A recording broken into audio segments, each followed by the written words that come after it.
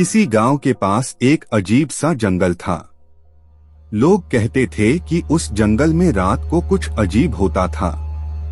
कहानी है एक छोटे से गांव की, जहां कुछ बच्चे एक रोज वह जंगल गए। गांव वाले बच्चों का नाम था अर्जुन, सीता और राजू।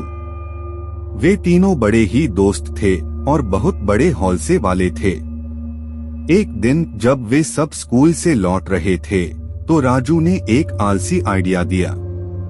यार, हमें वह भूतिया जंगल जाकर देखना चाहिए।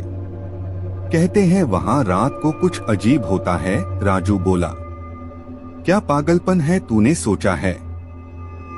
वहाँ भूतिया कुछ नहीं है, सिर्फ अफवाहें हैं, सीता ने जवाब दिया। कोई बात नहीं यार, दर्द के लिए थोड़ा मजा तो बंगाला, राजू मुस्कराया।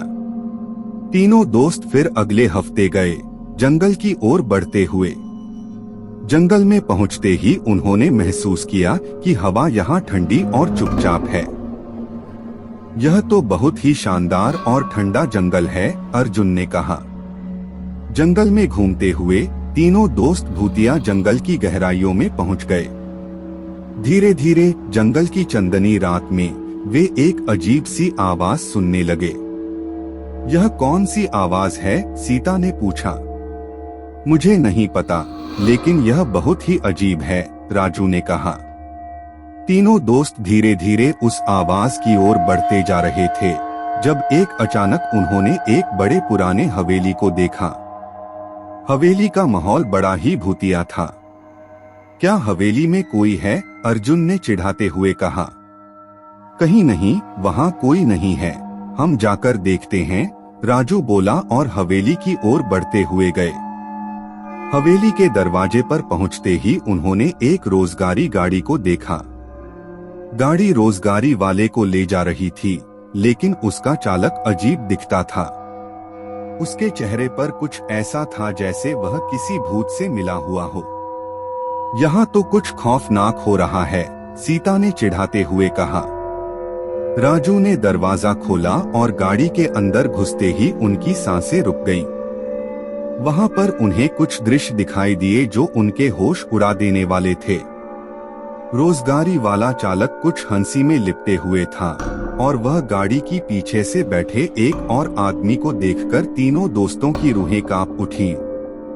वह आदमी था जो चालक के साथ बैठा हुआ था, लेकिन उसकी आंखें बड़ी खुली थीं और उसका चेहरा काला था जैसे कि उसने कभी सूरज की रोशनी नहीं देखी हो। तीनों दोस्त डर के मारे वहाँ से बाहर निकल आए। वहाँ कुछ अजीब है यार, हमें यहाँ से बाहर जाना चाहिए, अर्जुन ने कहा। हाँ, मैंने तो बस ही देखा था, जैसे कि वहाँ कुछ बुरा हो रहा हो, सीता ने कहा।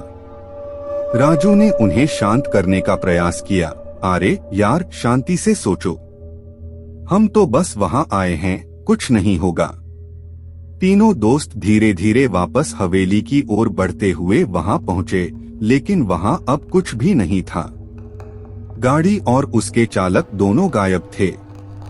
कहीं गाड़ी और चालक कहीं नहीं दिख रहे हैं, सीता ने कहा और चौंक कर वहां से बाहर देखने लगे।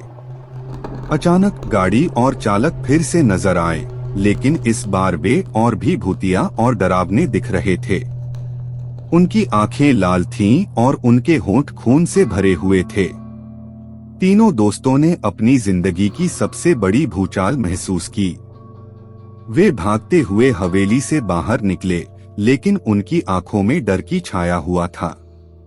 कुछ अजीब है यार, यहाँ कुछ गड़बड़ हो रहा है, अर्जुन ने कहा जब वे जंगल की ओर बढ़ रहे थे।